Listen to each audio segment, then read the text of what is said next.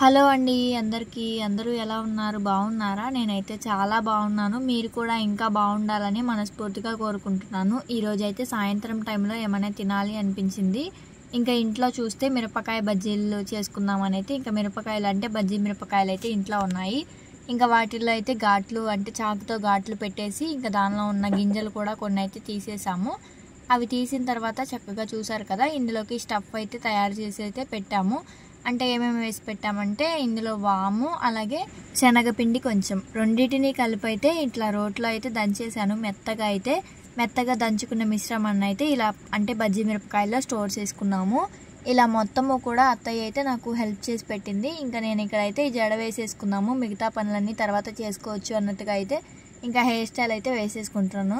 చాలామంది అడుగుతూ ఉంటున్నారు కదా, మీ హెయిర్ స్టైల్ కూడా ఎలా వేసుకుంటారో చూపించండి అని అయితే ఇప్పుడైతే ప్రజెంట్ ఆయిల్ పెట్టుకునే ఉన్నాను. ఇంకా సరే నేను సాయంత్రం టైంలో ఎప్పుడు కూడా అంటే 3 ఆ టైంకి ఖచ్చితంగా జడ అయితే వేసుకుంటాను. వేసుకుని చక్కగా ఏమైనా పూలు ఉంటే పెట్టుకోవడం కానీ, లేదంటే బాగా ఇప్పుడైతే వేసవకాలం కదా, జడ అయితే అసలు కిందకి ఉంచుకోవాలంటే చాలా చిరాకు అయితే వస్తుంది. పైకి వేసేసుకోవాలనిపిస్తుంది. అంటే పైకి ఏమైనా ఫ్లక్కర్ కానీ ఏమైనా పెట్టుకుని పైకి అలా ఉంచేసుకుందామన్న ఫీలింగ్ అయితే వస్తుంది.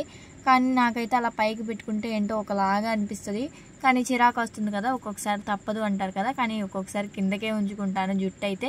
ఇంకా ఇక్కడ జడ వేసేసుకున్న తర్వాత ఇంకా పని విషయానికి వచ్చేస్తే ఇంకా పని ఫాస్ట్గా చేసేసుకుంటున్నాను. ఎందుకంటే మా చిన్నోడు ఎప్పుడు ఏడుస్తాడో తెలియదు, ఎప్పుడు ఆడుకుంటాడో కూడా వాడికే తెలియదు. మళ్ళీ ఏడ్చాడంటే నా పనులన్నీ అలాగే ఉంటాయి. ఇప్పుడైతే అత్తయ్య ఆడిస్తుంది కదా, ఇంకా పని మొత్తము కూడా చేసేసుకుందామని అయితే ఫాస్ట్గా చేసేస్తున్నాను పనులు మొత్తము కూడా. ఇంకా అక్కడైతే జడ వేసుకుని లోపలికైతే వచ్చేసాను కదా వంటగదిలోకి. ఇంకా వంటగది మొత్తము కూడా ముందు క్లీన్ చేసేస్తే ఒక పని అయితే అయిపోతుంది అనిపించింది.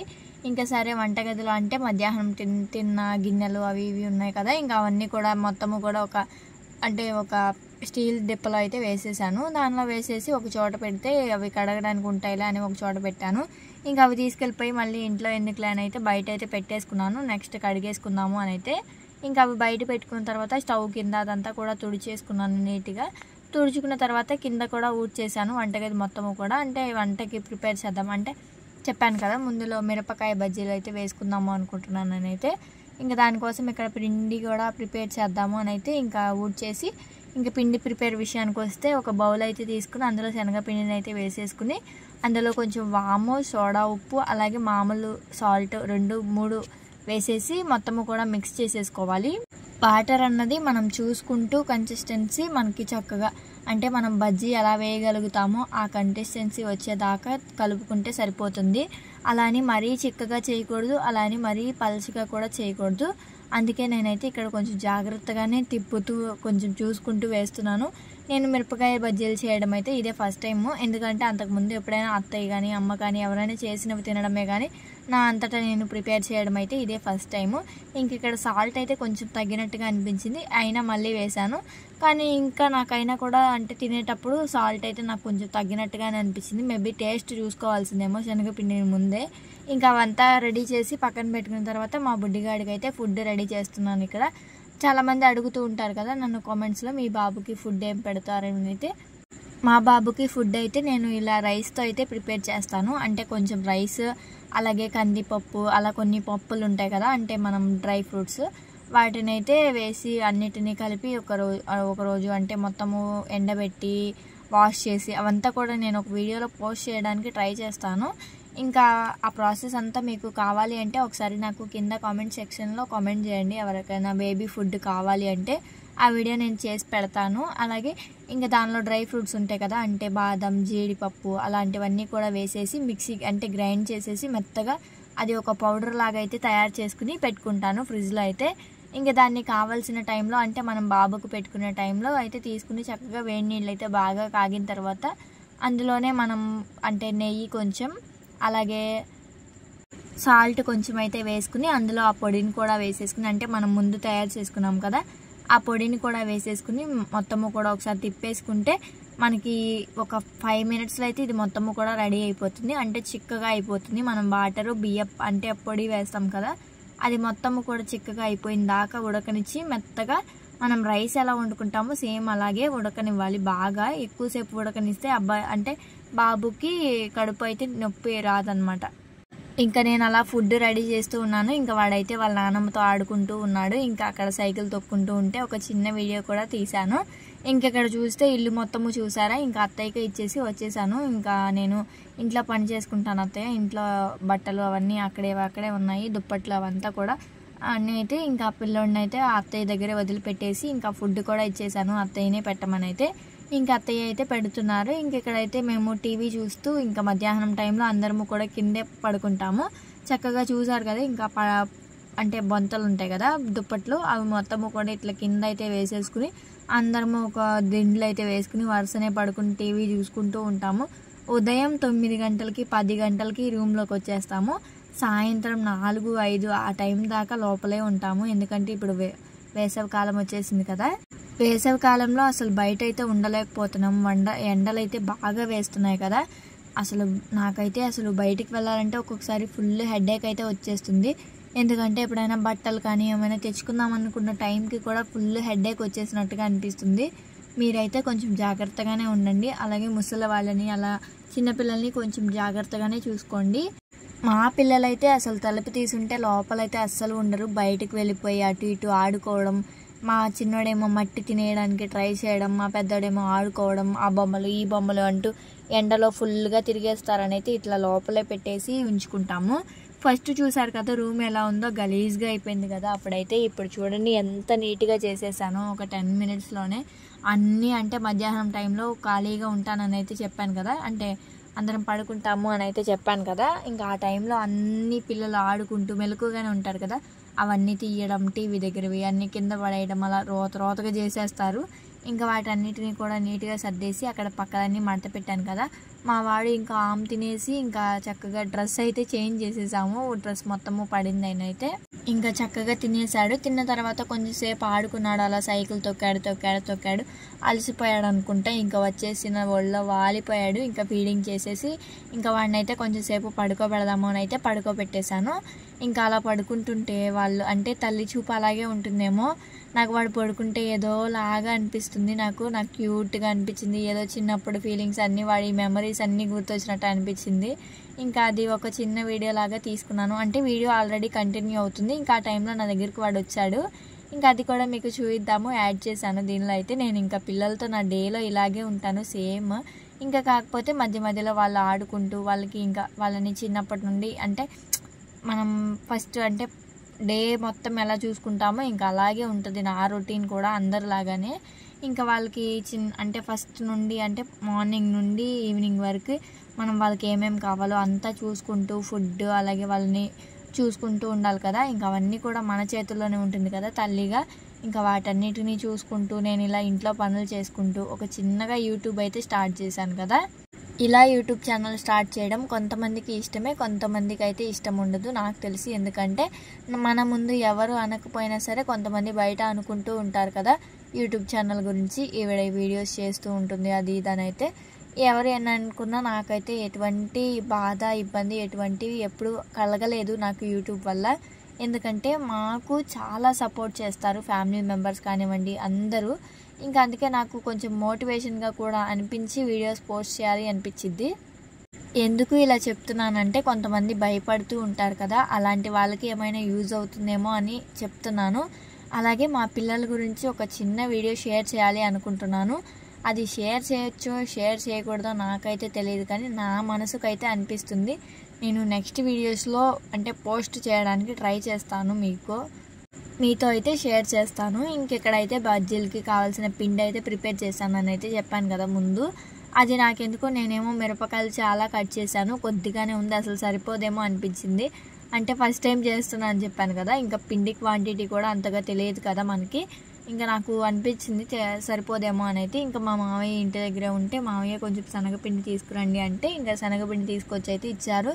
ఇంకా దాన్ని కూడా వేసేసి ఇంకా కలిపిన తర్వాత ఇంకా ఒక గ్లాస్లోకి, అంటే ఈ మధ్యన ఒక టిప్ వైరల్ అయింది కదా, గ్లాస్లోకి పిండిని మొత్తము కూడా వేసుకుని మనం బజ్జీలు అంటే నూనె కాగిన తర్వాత బజ్జీలు దాంట్లో వేసుకోవడానికి సులభంగా ఉంటుంది అని అయితే చెప్తున్నారు కదా ఈ మధ్య.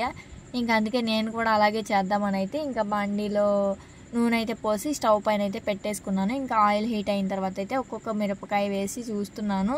ఇంక ఇక్కడైతే నాకు ఈ టిప్ వర్కౌట్ అయిందనే అనిపించింది. ఎందుకంటే మామూలుగా గిన్నెల్లో వేసుకుని అలా బజ్జీలు వేయాలన్నా కూడా నాకు షేప్ సరిగ్గా వచ్చేది కాదేమో, ఇలా గ్లాస్తో కాబట్టి నాకు షేప్ బాగా వచ్చింది అనిపించింది. అలాగే మా ఇల్లు విషయానికి వస్తే నేను అంటే చెప్పాను కదా మీతో ఇల్లు కుట్టించుకుంటున్నాము అని అయితే, ఇంకా అవి కొంచెం పోస్ట్ పోన్ అయితే జరిగింది. ఎందుకంటే కట్టారా అంట, ఇంకా ఇప్పుడైతే ఇల్లు కూడా కుట్టుకోకూడదు అని అయితే చెప్పారంట మామయ్యకి. ఇంకా తర్వాత కుట్టుకుందాం అన్నారు. ఇంకా సరేలే అని చెప్పి ఇల్లు అంటే కొన్ని వీడియోస్ కూడా ఇంకా నేను మార్నింగ్ ఈవినింగ్ చేసుకున్న వీడియోసే కొన్ని రోజులు మీకు పెడతాను. తర్వాత ఒక 10 డేస్ తర్వాత మీకు మా ఇంటి గురించి అప్డేట్ ఇస్తాను. ఇంకా కొన్ని చిన్న చిన్న పనులు ఉంటాయి కదా, అవన్నీ కూడా చేసుకుందాం అనుకుంటున్నాను. ఇంకా అవన్నీ కూడా మీతో షేర్ చేసుకుంటాను. ఇప్పుడైతే నా చేతిలోనే మొబైల్ ఉంది కదా, నాకు నచ్చినట్టుగా వీడియోస్ చేసుకుని పెట్టుకుంటూ ఉంటాను. ఎందుకంటే అంతకుముందు మా వారిని అడగాల్సి వచ్చేది. అది కూడా మా వారు అంటే మార్నింగ్ టైంలో ఉంటే తప్ప నేను వీడియోస్ తీసుకోవడానికి అసలు కుదిరేదే కాదు. అలాంటిది ఇప్పుడైతే నాకు చాలా బాగా కుదురుతుంది. ఎందుకంటే కొత్త మొబైల్ తీసుకున్నాము అని అయితే చెప్పాను కదా, అలాగే ఈ అప్డేట్ కూడా మీకు ఇవ్వలేదు. అందుకైతే నన్ను సారీ అడుగుతున్నాను నేనైతే. ఎందుకంటే మా ఫోన్ పోయింది, నేను వేరే ఫోన్ తీసుకుంటున్నాము, అలాగే మా వారి ఫోన్ నేను వాడుకుంటున్నాను అని చెప్పాను కదా. అడగకుండానే మా వారైతే నాకు ఈ ఫోన్ నచ్చడం లేదు, అంటే కొత్త ఫోన్ తీసుకున్నామని అయితే చెప్పాను కదా, ఆ ఫోన్ నాకైతే నచ్చడం లేదు, నువ్వే వాడుకో, నా పాత ఫోన్ నాకే ఇచ్చేసేయి అని అయితే అన్నారు. సరే అండి అని చెప్పి ఆయన ఫోన్ ఆయనకి ఇచ్చేసి నేనైతే కొత్త ఫోన్ తీసుకున్నాను. ఈ వీడియో రికార్డ్ చేసింది కూడా కొత్త ఫోన్లోనే. మీకు క్లారిటీ ఎలా అనిపించిందో కామెంట్ చేయండి ఒకసారి. అంటే నా ముందు వీడియోస్ చూసే వాళ్ళైతే ముందు అంటే వీడియోస్ తీస్తూ ఉంటాను కదా, అలాగే ఉందా, ఏమైనా డిఫరెంట్గా ఉందా, అంటే క్లారిటీగా ఉందా లేదా డల్గా ఉందా అనేది నాకు ఒక చిన్న కామెంట్ అయితే చేయండి.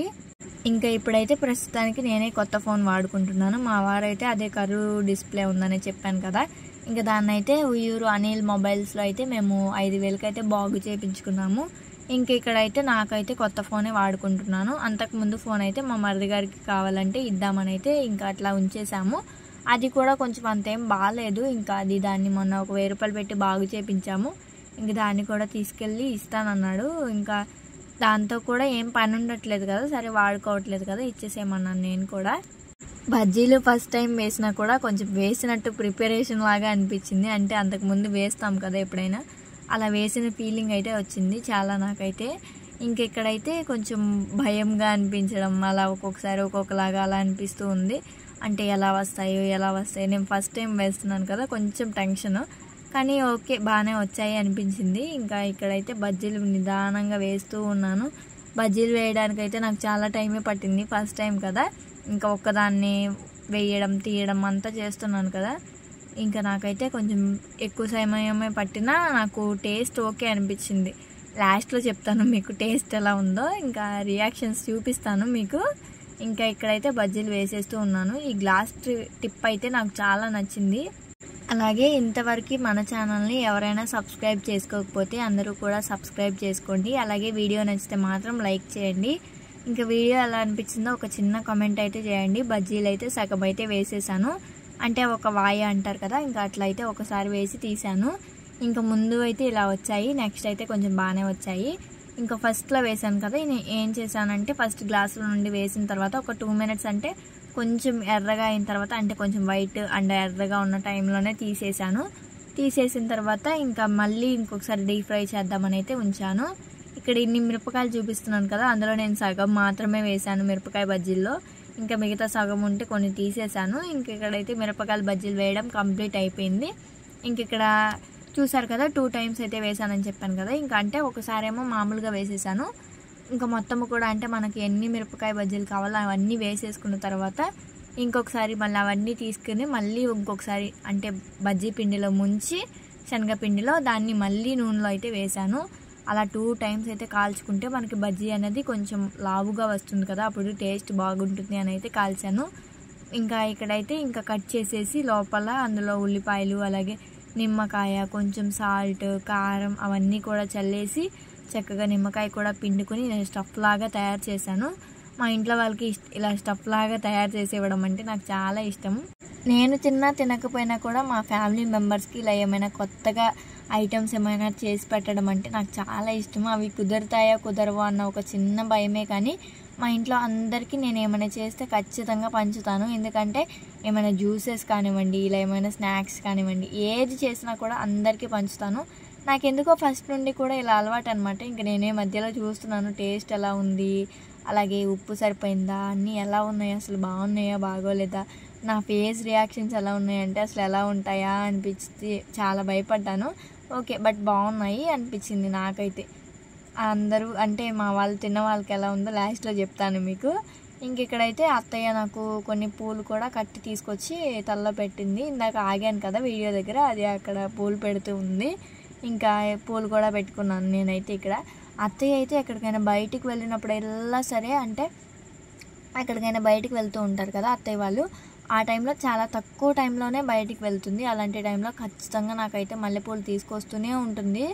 ఎప్పుడు బయటికి వెళ్ళినా సరే మాకు చక్కగా మల్లెపూలు తీసుకొస్తుంది. అలాగే ఉదయం పూట, సాయంత్రం పూట జడ వేసుకో, చక్కగా పూలు పెట్టుకో, అలా మంచి చెప్తూ ఉంటుంది అనమాట. ఎప్పుడు ఏదో ఒకటి చెప్తూనే ఉంటుంది చక్కగా. అలా చెప్పేవాళ్ళు కూడా ఉండాలి కదా. ఈ రోజుల్లో అందరికీ పగలు, ప్రతీకారాలు అంటున్నారు, కానీ ఒకరిని ఒకరు అసలు ఎప్పుడు అర్థం చేసుకుంటారో. ఈ లైఫ్ అంటే మనది చాలా చిన్న జీవితం అండి. మనం ఎంత హ్యాపీగా ఉండాలనుకుంటే మనం ఎదుటి వారితో కూడా అంతే హ్యాపీగా ఉండాలి. మనం ఏదైనా అనకుండా, అంటే వాళ్ళు ఏమైనా అన్నా కూడా మనం లైట్గా తీసుకుంటే ఏమీ ఉండదు. అదే మనం గట్టిగా ఉండి ఇదేంటి ఇలా అంటున్నారు, ఇలా అంటున్నారేంటి, అది ఇది అనుకుంటూ పోతే మనకి ఇంకా జీవితం అన్నది హ్యాపీగా అయితే అసలు గడపలేము. అలాగే చిన్న చిన్న వాటికి కొన్ని అంటే ఇప్పుడు సోషల్ మీడియాలో ఎలా ఉంటున్నాయంటే, ఏమైనా మొబైల్ చూడాలంటే చాలా భయం వేస్తుంది కదా. అసలు ఈ మధ్య అయితే చావు వార్తలు అవన్నీ వింటుంటే నాకు చాలా బాధేస్తుంది. దేనికైనా మన కాళ్ళ మీద మనం నిలబడాలి అన్నది మనకు ఉండాలి, కానీ అలా అని మనం అందరినీ మోసం చేసి పైకొద్దాము అలాంటివి అయితే అసలు ఎటువంటివి పెట్టుకోకూడదు.